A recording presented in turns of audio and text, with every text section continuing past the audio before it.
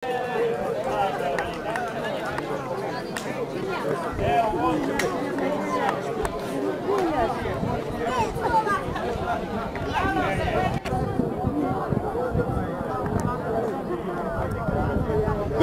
i sestre Srbi, pomaže Bog.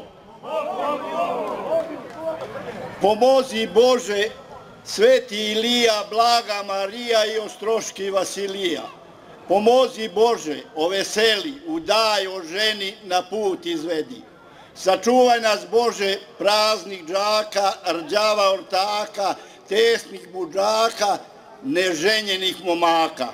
Ćosava čoveka, brkate žene, mlade raspuštenice, stare udovice, neudate usedelice.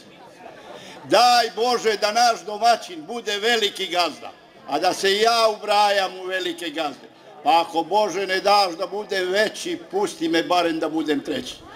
Domaćine, krmke tovio, u glavu ih tuko, na tavan vuko. Kad ih budeš klao i mene zvao, da pijemo, da sedimo, da pevamo, da se veselimo.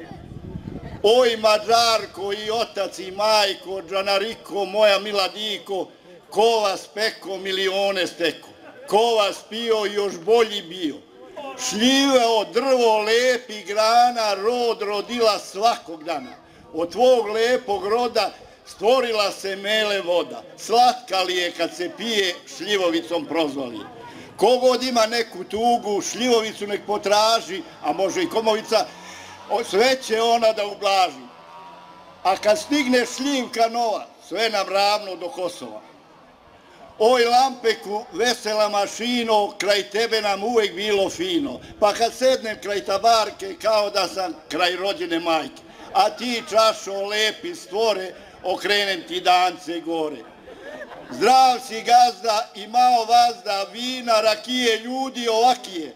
Veselio Bog ovaj dan, dao ti Bog snaju kućicu, da rađa dečicu, da čisti obuću, leti, zimi, čiči, strini. Obojke ti o travu, na zubke ti o glavu, čarape ti o rosu, opamke ti po nosu.